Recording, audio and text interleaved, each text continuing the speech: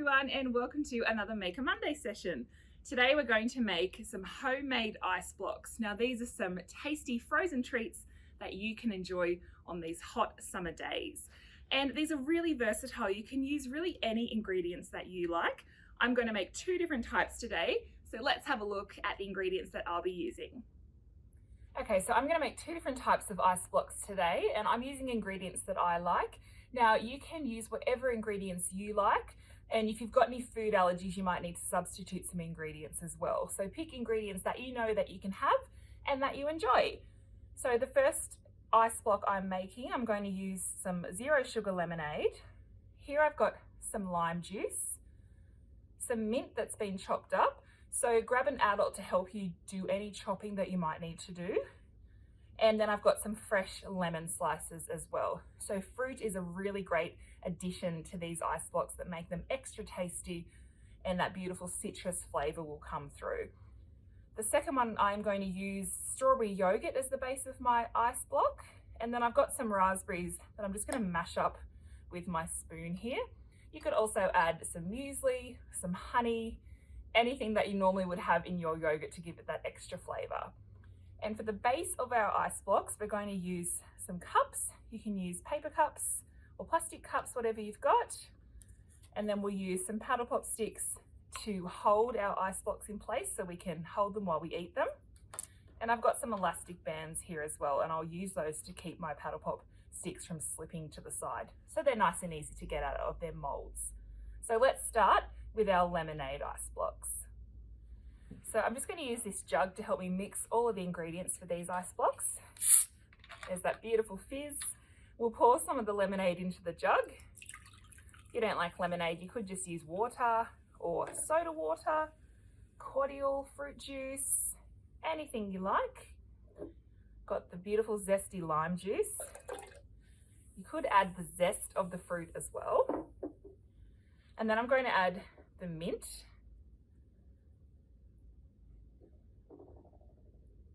Just use one of these paddle pop sticks to stir all of those ingredients through. And I'm going to keep these lemon slices to the side because we'll use those as a garnish, and they're going to help to hold these paddle pop sticks in place. So we'll pour our lemonade ice block mixtures into our cups, which are going to be the molds for our ice blocks. Filling it about 2/3 to 3/4 full. And I'm making sure that I get lots of those beautiful mint leaves in each of the molds. And then what we need to do is pop the paddle pop stick in. Because this is quite a thin mixture, you see how it kind of flops to the side, and we want it to stand up nice and straight so that it's easy for us to get this out once it's frozen. So what I'm going to do is use the lemon slice and just place the paddle pop stick through the slice, and then kind of use that to help the paddle pop stick up straight. That's a little bit better, but you can see it's still sliding a little bit. So what I'm going to do is just use 2 more sticks and some elastic bands.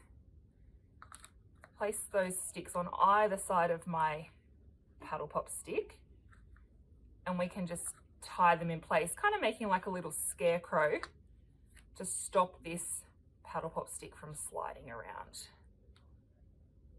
Okay, so see how those supporting paddle pop sticks and that lemon slice are helping our main stick to stand up nice and straight. Now, if you don't like lemon, you could use any kind of citrus or even something like a gummy lolly, something that you can easily slide that paddle pop stick into to help balance it would be perfect. So these two are done. We're going to pop these in the freezer, and let's make our yogurt ice blocks. So we're going to start with our raspberries, and we're just going to use our spoon to just kind of muddle these, kind of squashing them up. You could have an adult help you slice these, and you could use any kind of fruit that you like. You could use a combination of different berries, so add some blueberries and strawberries. You could add some nuts, granola, muesli, anything that you would like. I've got some strawberry yogurt today, so these raspberries will be perfect, and that color is just so beautiful. So I'm going to pop the raspberries straight into the cup. Just making a layer on the bottom of that ice block mold. And that bottom of the mold will be the top of our ice block once we take these out of the freezer.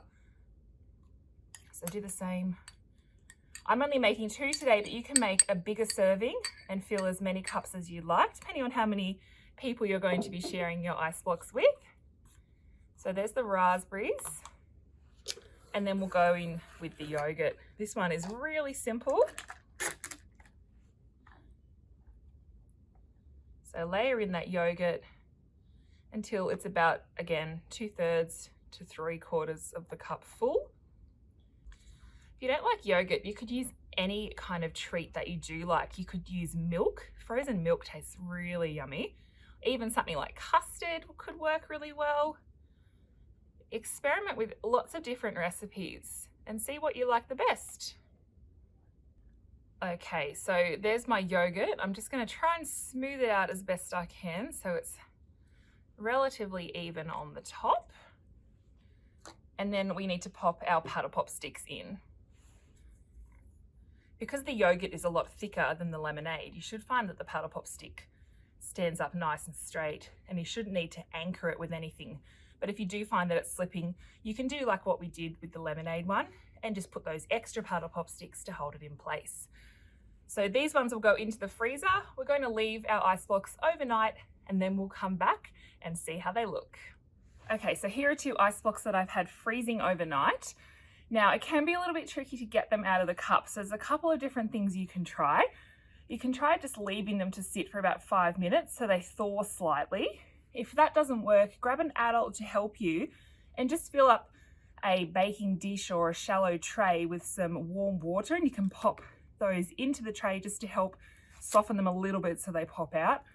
Or you could grab an adult to help you just run a spatula around the outside of the ice blocks. So I've left mine for a few minutes. Let's bring it out and have a look. That looks very tasty. That's our yogurt, and you can see the beautiful berries have sunk to the bottom, so they're creating that beautiful red. I'm just going to take the extra paddle pop sticks off this one first. Just slide those off, and then we can see here is our lemonade ice block. Can you see the lemon slice there and that beautiful green mint? So here we have our 2 frozen treats ready to enjoy on a hot summer's day. Thanks so much for joining me for today's Maker Monday activity. Now, I mentioned the importance of taking into consideration any food allergies that you might have when you're cooking at home. But if you do have a food allergy, you can still enjoy really yummy food. And we have a great book series available now at your library full of some great tasty recipes that cater to different food allergies. So we have This Is Not Cheesy, which has some really yummy dairy-free recipes. Beat the Wheat, which has some wheat-free recipes if you've got a wheat allergy. And No Peanuts, No Problem, which has some delicious nut-free recipes. And there's lots of great options to choose from in these books. You can make things like fried chicken and a yummy taco salad as well. So check out these fantastic books and lots more cookbooks next time you visit us here at your library. And we hope to see you back here next week for another fun Maker Monday activity. See you then.